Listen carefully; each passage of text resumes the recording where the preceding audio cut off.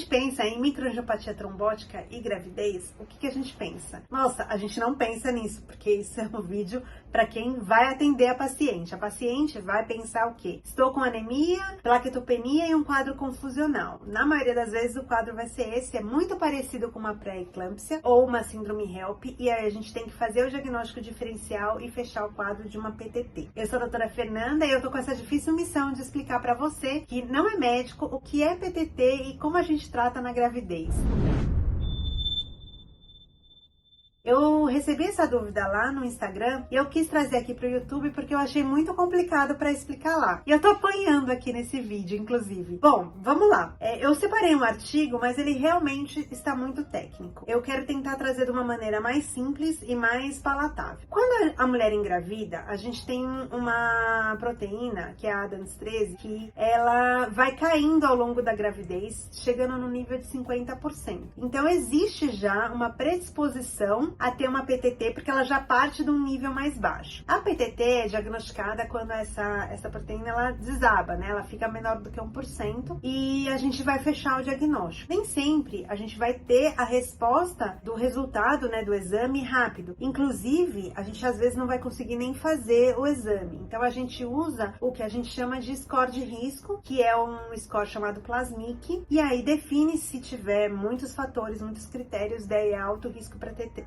ter a PTT, e aí com isso a gente fecha esse diagnóstico. Para tratar a PTT, a gente faz uma troca plasmática, então a gente liga a paciente numa máquina, tira o sangue e retira o plasma, e dá um plasma de outra pessoa. Tudo isso acontece porque nesse plasma da paciente vai ter anticorpo contra essa Addams 13 que vai destruir, né, a Addams 13, fazendo com que as plaquetas caiam e formem microtrombos dentro do vaso, destruindo as hemácias. Então é isso o mecanismo de ação, né, da doença. E aí, o que a gente faz? Daí, depois que a gente fez essa troca plasmática, a gente pode também pensar em dar alguma imunossupressão, como o rituximab ou caplacizumab, ou oncovin, por exemplo. São drogas que a gente costuma utilizar na PTT. Depois que nasceu o bebê, já resolveu tudo, a mulher pode querer ter outro filho. E aí, o que a gente tem que pensar? Qual é o nível de Addams 13 que ela ficou depois dessa catástrofe toda? E qual é o nível de comprometimento dela e da família toda, né? Porque é uma doença que, embora seja da mulher, é uma doença da família toda. Porque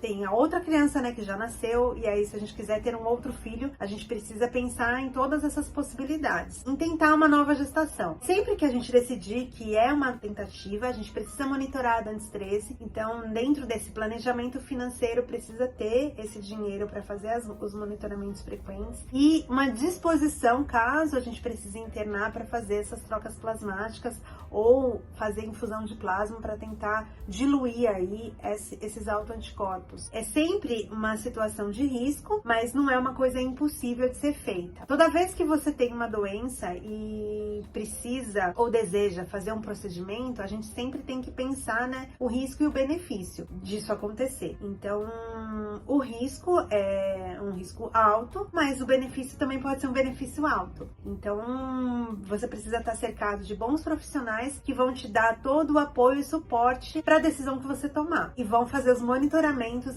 exigidos, né, pela sua doença. A ideia de trazer esse vídeo para cá era tentar explicar de uma maneira um pouco mais simples o que é a PTT, né, que é essa destruição aí das suas hemácias e essa queda de plaquetas, e isso acontece por causa desse anticorpo que destrói a sua Addams 13, e a gente precisa limpar esse anticorpo do seu sangue, e a gente faz isso com a troca plasmática e algumas drogas que são imunossupressoras.